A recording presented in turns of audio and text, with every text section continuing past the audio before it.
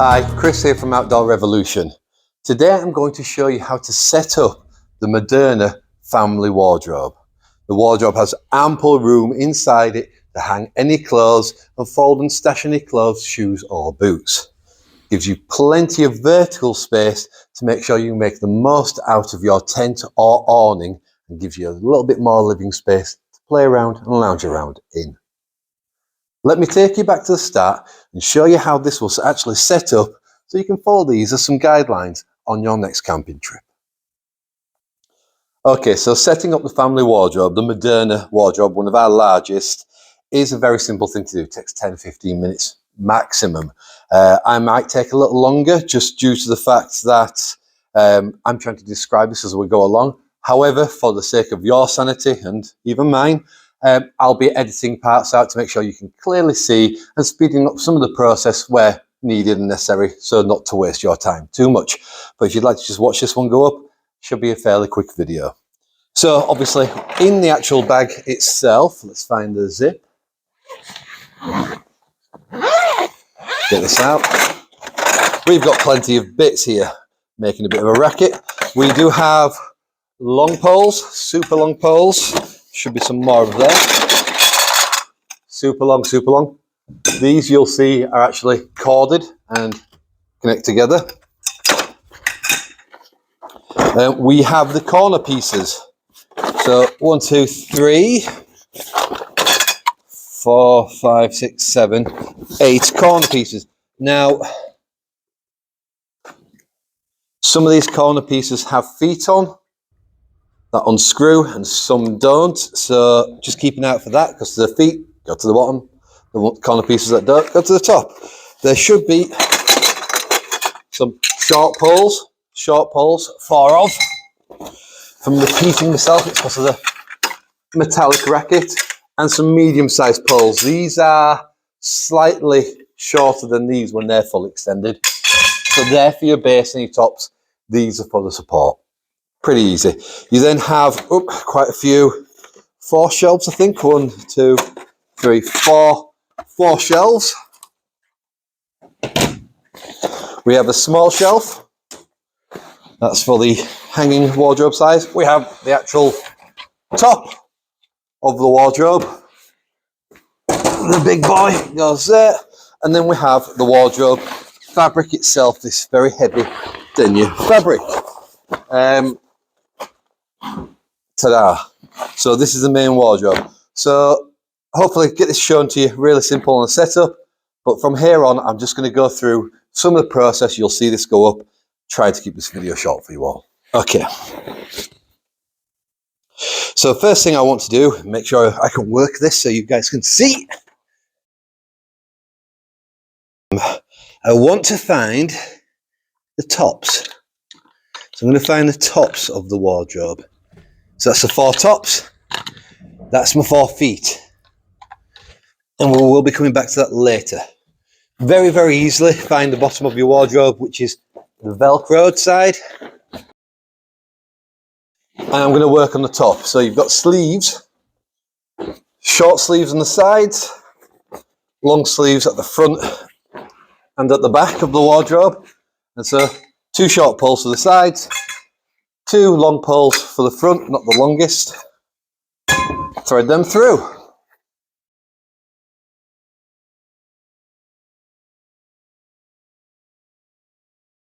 So now I've got my poles through. I do need the tops. Make sure these are the one without the feet, so these don't screw.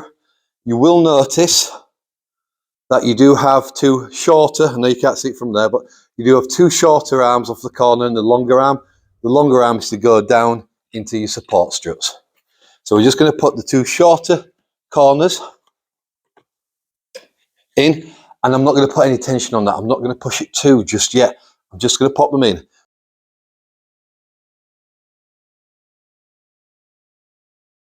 Because there's not a lot of tension behind this just yet, it's a little wibbly wobbly, and that's fine. You can now go ahead once you've kind of got those into place. And I've just popped out here.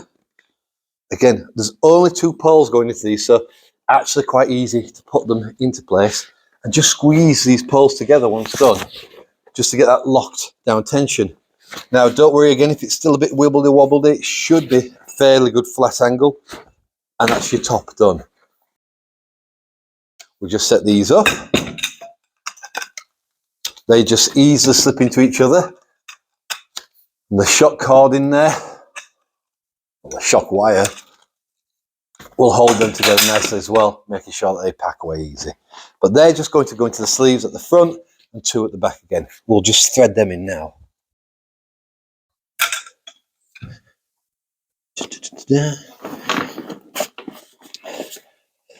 Main tip here would be try to keep your fabric straight. If you can keep that straight, you'll find that normally the pole just goes straight in.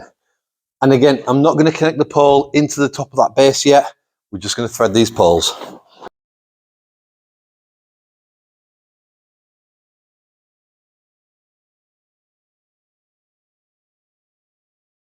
Again, to reiterate, don't force anything.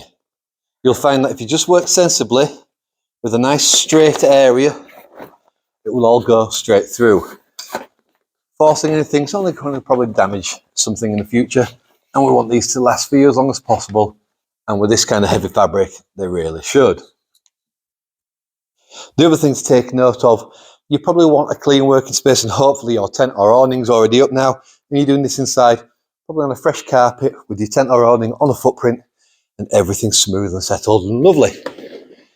What I'm going to do is turn the wardrobe upside down. So with the wardrobe upside down, I can easily now just drop these support poles into the top. And again, just a little bit of pressure, not a lot.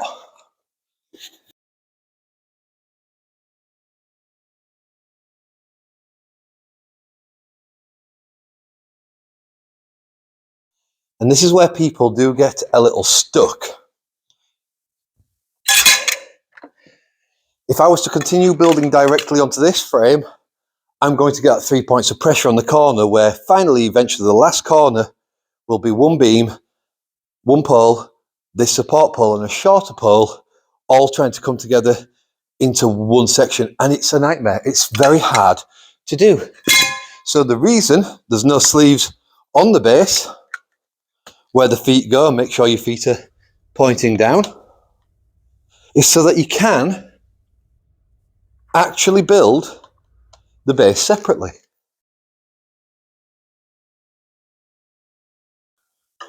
All I'm doing now is still having 2 points of pressure, 2 poles into one. Which way around to do that? That way. There we go. So it's very easy to lock in. And again, now that that base is built, straighten that up. That can get a little bit of pressure onto it. And that's the base done. Well, now I'm not fighting anything. I'm literally just going to add this onto the top, which will be the bottom. And once I know everything's supported and connected, just going to lift the wardrobe my way slightly. It's taking up some of that slack and tension. And then push this down. You don't have to be the tallest person in the world. You can do it with one hand. But that's that tension done. While it's here, I may as well just, again, give a little bit of a tweak, make sure we're all comfortable. Strap the Velcro around, make sure that it's sitting nicely.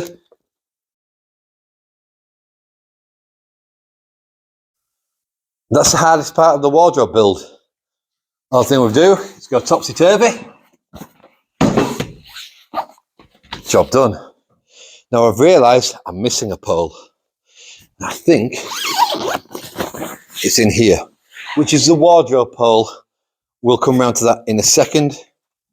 Because now, really simply, pop the top on, nice and sturdy.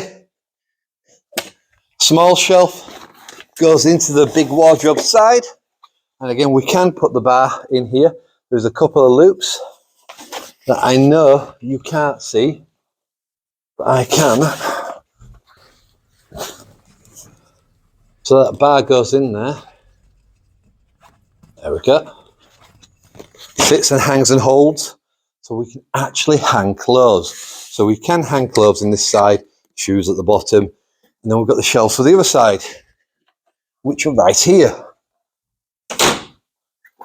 Again, another slightly awkward piece some people talk to us about is how to get the shelves in, because the shelves just don't seem to want to go straight in. Very simple physical problem. Just have it at an angle, literally top corner, bottom corner, slide it in, let it drop into place, make sure it's down. Dead easy.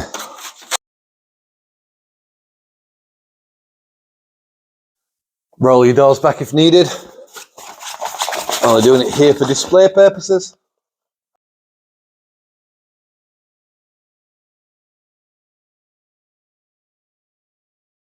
And your camping trip is ready for whatever you need to store. That's it. Thanks for watching.